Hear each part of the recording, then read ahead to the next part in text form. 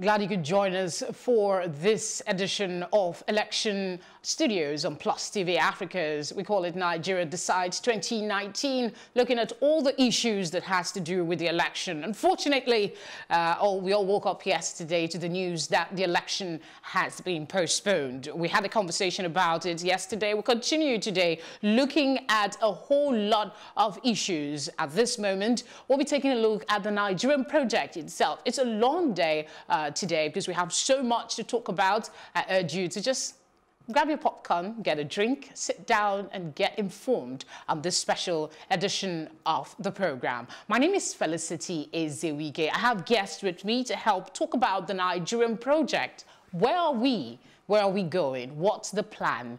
Do we have concrete moves for the restructuring, or is just lip service? What about our legal system? These and more we'll be looking at on the program. Joining me are two legal practitioners. I'll start with the lady, Georgette Monnou. Thank you very much. Thank you for having me. And Michelle Aghatise. Thank you very much. Thank you very much, Felicity. Thank you. Okay, let's just get down to it. The Nigerian project. Where are we? Start with you, Michelle. Okay, well, I think first and foremost, we have to ask ourselves what exactly is the Nigerian project. And one good line is from the national anthem, which says, where peace and justice shall reign. And from peace and justice, you have economic prosperity, you have proper harmony in the country. And clearly, it's not even a question or even something that needs to be debated too much to know that we haven't really hit those levels. We have killings all over the country, the economy is not where it's supposed to be, and the level of poverty in the country is not where it's supposed to be. And I think for this reason is why a lot of people have seen this as more of a referendum on the administration that has had sway for the past 4 years, even beyond looking at the candidates on offer. So clearly we're not where we're supposed to be vis-a-vis the Nigerian project. Now, I think further down in the conversation today, we're going to look at how we can get to that level.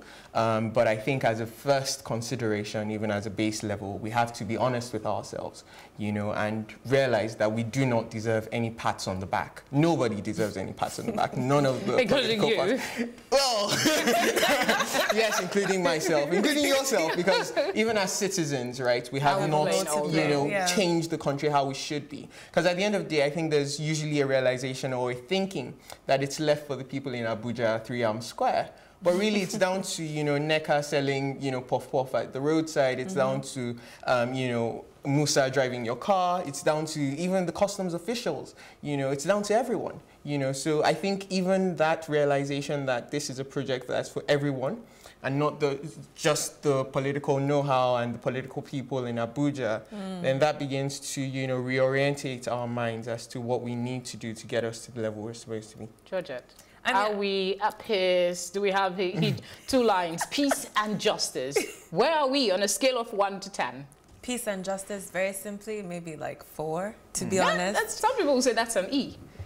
I mean, it is an E, to be honest, and I completely echo Mitchell's views. I think for me, there are 2 things we need to think about. The first thing for me is that in order for us to get to where we need to be as a nation, it's not going to take 4 years to do it. It's going to take much longer.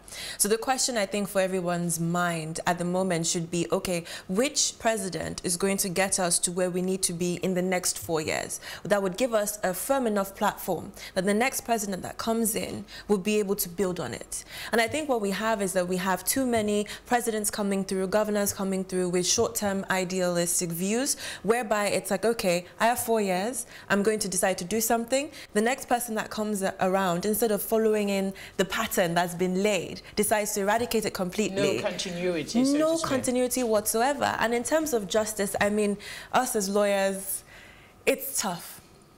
Our country is tough. Our legal system is not where it needs to be. There's a lot of work that needs to be done infrastructure-wise, in terms of training, in terms of building more courts, in terms of even ensuring that the quality of our lawyers are what it's supposed to be, and the law school is doing what they can.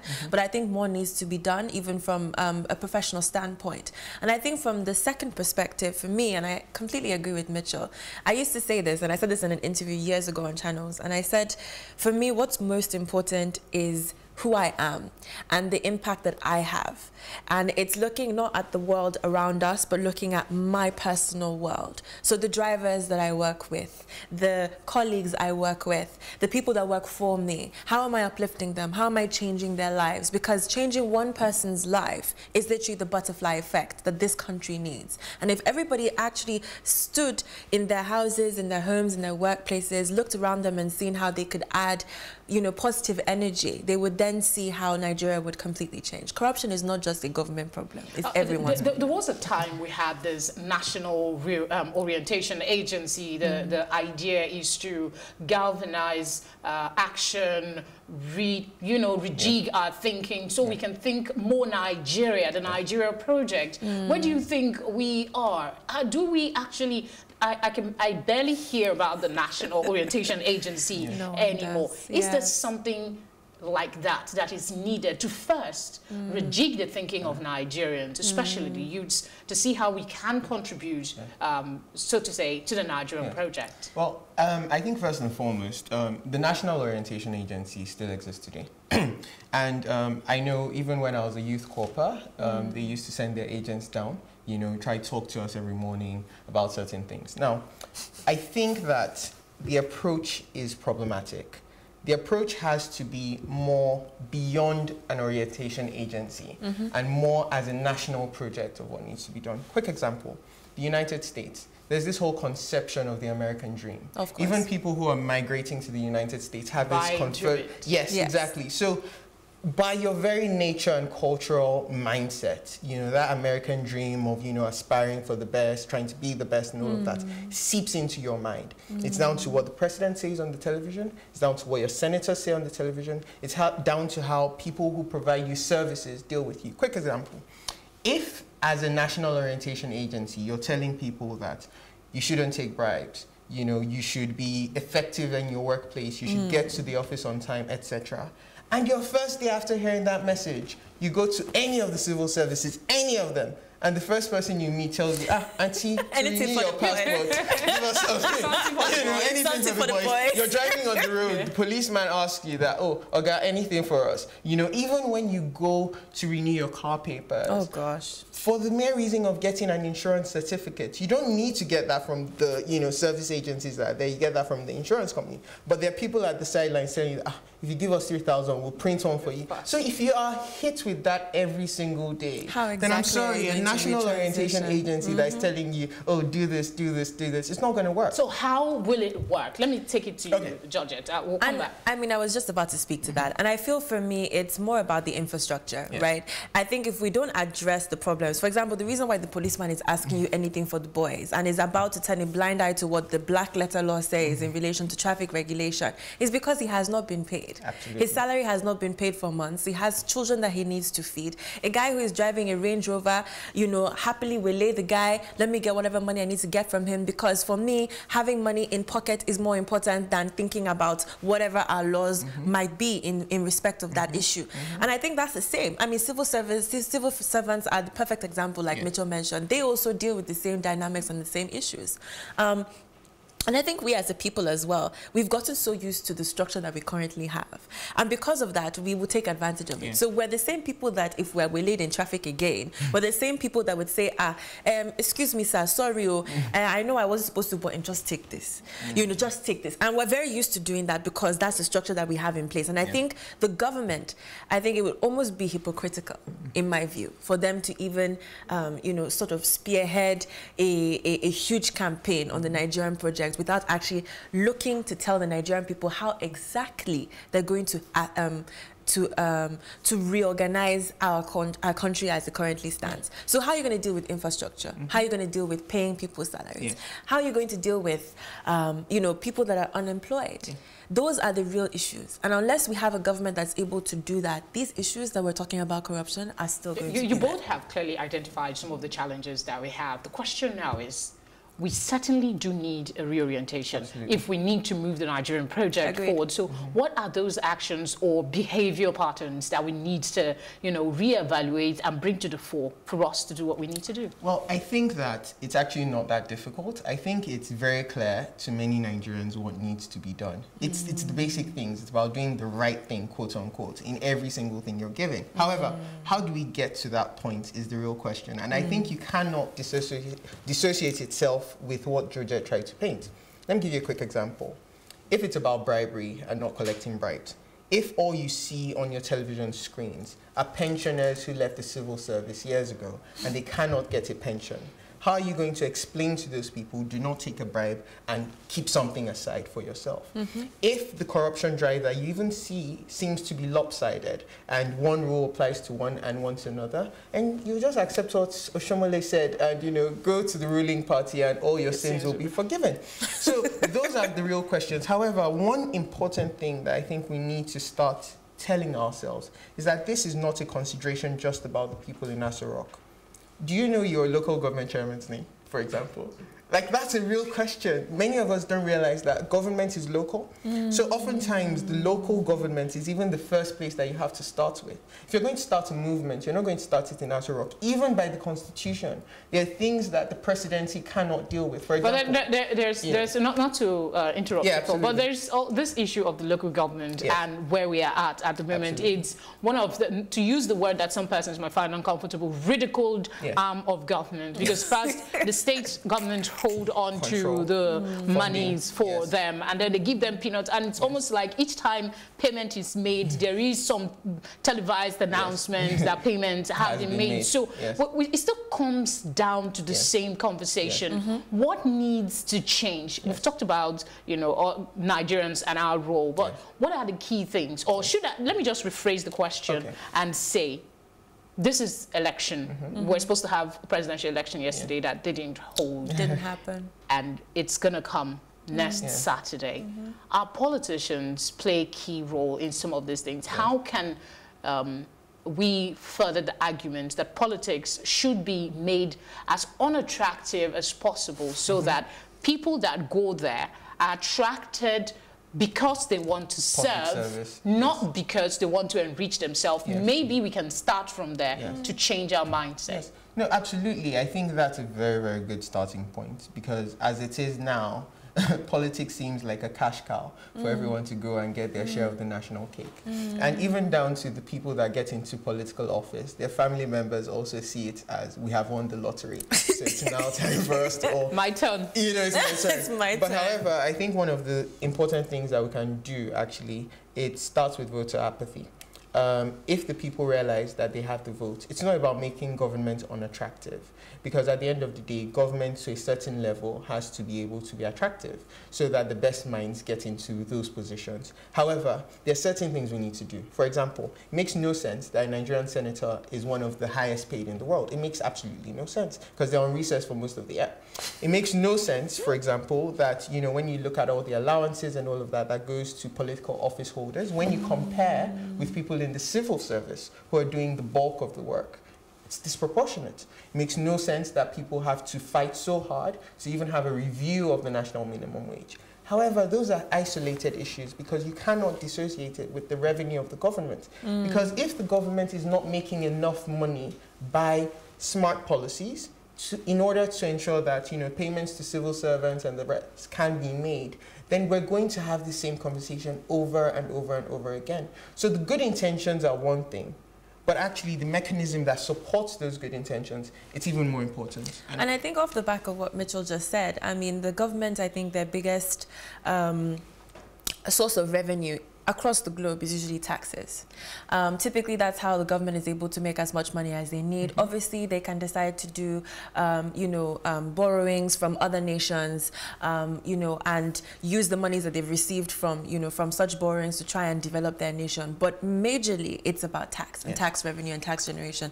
And so the VADES, program came out, I think, in 2017 to try and incentivize everyone to come in and, pay their taxes. I'm not going to levy any fines or any you know, I would not waylay you, I won't put you in prison, but bring, you know, pay the revenue that is due to the government. And you have this in all sorts of sectors, especially the entertainment industry. And I speak to it because I'm also an entertainment lawyer. And, you know, we have entertainers right now that are making billions on a yearly basis. Some of them are.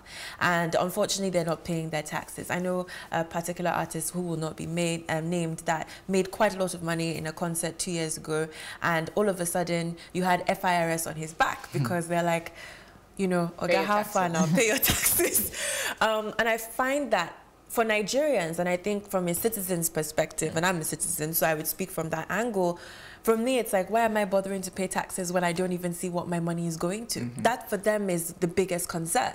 So if I'm going to pay my taxes, I need to see that my roads, there's going to be clear infrastructure, my roads are going to be paved. There won't be garbage and littering around the place. I would ensure that I have, you know, food to eat, I have light, I have the ability to be able to have healthcare. All of these major issues are things that our government needs to look at. And for me, it's not from a short-term perspective, as I mentioned earlier. It has to be from a long-term view.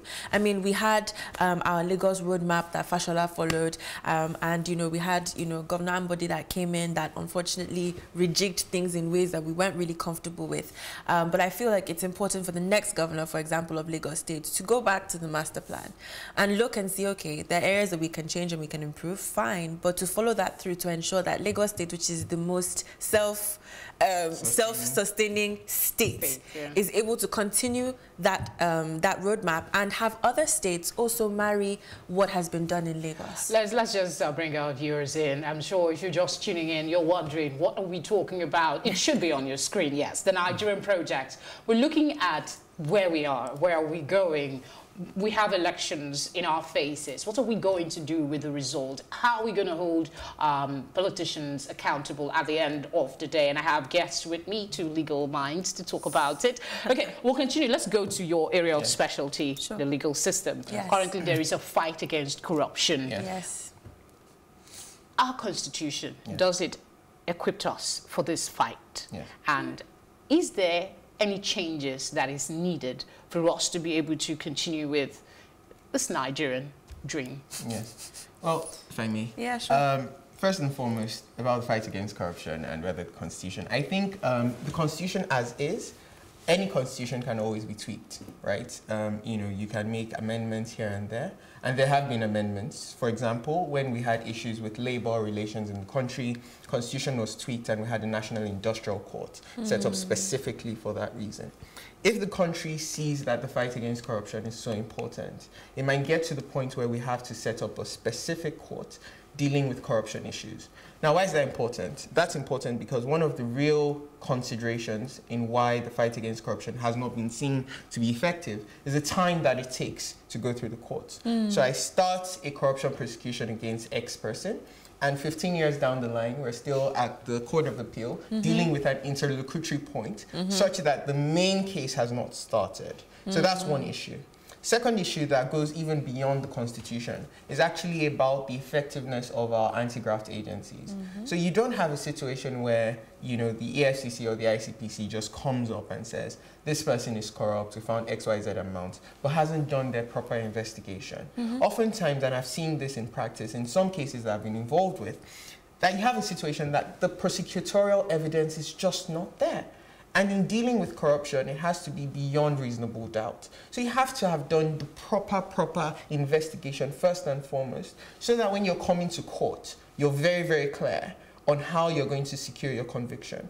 And even beyond that, also, we need to be thinking about the lawyers who spearhead these, you know, prosecutions on behalf of the government, because you also need to ensure that silly mistakes are not made. Because it's silly mistakes that, as a defense lawyer, I'll latch on. So if your writ, for example, is supposed to be printed on 2 pages and you print it on 1 page, I am going to take that appeal to the Court of Appeal because it's my right, right? If, for example, you haven't effectively served the originating processes on me, which we saw a bit of with, you know, the Justice of the Supreme Court, I am going to challenge that because the law allows me to challenge that. But if the prosecutorial lawyers had done their due diligence, had ensured that everything, they had dotted their I's and crossed their T's before rushing to court, passport, then you have a smoother process. So I think for that reason is why the president had come out recently saying that lawyers, frustrate the process by filing appeals. I would disagree with that, because first and foremost, as a defense counsel, you're supposed to protect the interests of your client. However, as the prosecution, the burden of proof is on you. If you're saying that someone is corrupt, that's a very, very, very grave allegation. And especially for people who end up not being corrupt. So you have to ensure that you have all the evidence before you tarnish the person's name. Because even when the person goes through the court process and he's pronounced innocent, right? You have a situation that reputational tag is going to be on you forever, that this person is a corrupt person. Okay, so much to talk about, but very little time. We have the effort towards trying to make the Nigerian project work, and one of them was the confab of 2014. Absolutely. Yes, and people are saying that the issue of restructuring was captured in that confab. In your opinion, is that a solution to some of our challenges, or do you think there is a better way to approach this conversation, or should I say this very heated debate about restructuring Nigeria? I mean, I think restructuring Nigeria is such a huge question. I mean, a huge problem, rather. And I feel like, unfortunately, there is no right or wrong answer. I feel like I said earlier, there are so many different structures that we need to put in place over a certain period of time to be able to get to where we need to get to. And I feel like Nigeria as a country, because of the intricacies of our problems, we would need to have a very clear mindset, a very clear plan on how exactly we want to execute this restructuring on different levels and different playing fields before we then know how to start implementing and putting the right people in the right positions to be able to get to where we need to get to. Do we have the will? Do we have the will to actually restructure? Because that was one of the issues during the campaign period, asking candidates, are you going to restructure this country? And if you're going to do it, how do you plan to achieve this? Is it... Yes, so I think from the will perspective, and it's also important to take a step back, even as to the meaning of restructuring. Yeah, you'd find there is a conversation about that one. You'd find that from the political campaigns that they have different ideas over what they understand restructuring to be. Yeah. For many people, and this is the dangerous aspect, for many people it's a tribal question, that we cannot work together, so therefore decentralize.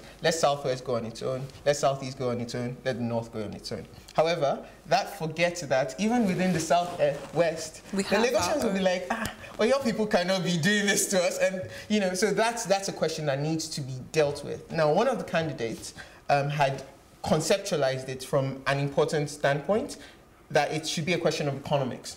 I.e. that, you have to have a situation where you have self-sustaining units of the country that have their economic contribution to the country. So if you take that conversation away from tribe and you make that question more of, economics, which often would dovetail into, tribal considerations and tribal history, that is a better conversation to have. And why I say that is, if you compare with the United States approach, it's also a federal system like Nigeria, but you have more self-sustaining states therein. You have a state like Texas, which is bigger than Nigeria, and the economy of Texas, if it was a country, would be the 4th largest in the world. If you take away power from the center, you basically weaken it and empower the subunits. Yeah, and it goes back to the point you made earlier. Will they be willing to accept this? The simple answer is no, they would not be willing to accept it. So where do we go from here? The economy is, we lost a lot of money just by the postponement of this election. And now the National Assembly is saying it's also going to affect the 2019 appropriation bill and, of course, the minimum wage bill. Yes. That goes back again to the question that, is it possible that all of this is a gimmick to sabotage the effort of the Nigerian project? Let me come to you. I've heard too many different stories, circling the postponement, right? The first is that, okay, PDP and APC both came forward and said that, they were completely distraught that the elections didn't hold yesterday. APC had said actually that they had made adequate provisions for INEC, months beforehand to give them the time and the resources to be able to do what they needed to do, 200 and something billion naira. And you had APC come forward saying the same thing, but then obviously PDP NPP rather had their twist, which was that, oh, they believed that it was a complete fabricated plan by, you know, the current government in order to delay things and give them time to be able to campaign because they knew they were going to lose. I mean, that's politics. Putting politics aside, for the Nigerian people, I'm quite concerned, and I'm quite concerned for two reasons. One, you had a Nigerian people that were ready to vote, and you had them totally removing themselves from their current states of origin, wherever they were currently, and went to their polling stations, you know, in preparedness to vote. People have been disenfranchised in that way. In terms of business, I mean, even from a politics and legal standpoint, we have investors that are looking at our elections. They're looking to see the Nigerian democracy. They're looking to see how quickly the Nigerian people can actually stabilize themselves in order to enable, you know, the economy to run as it should, to be able to get foreign direct investment in. I mean, as of last year, we had so many FDI deals completely flop and pull out just because the elections were coming up and they weren't sure, they weren't certain. I mean, Shell, for example, asked all the expatriates to leave the country immediately. We really have a lot to do with the Nigeria project. We're hoping that this conversation will continue to relent simply because we are in an election period or we've had a change in power. This is when we should intensify the conversation. I'd like to thank you very much for coming. Thank you for having us. A pleasure to have you. The conversation has been really good. I hope you enjoyed it too. The election studios is still very open. We'll be right back to stay with us.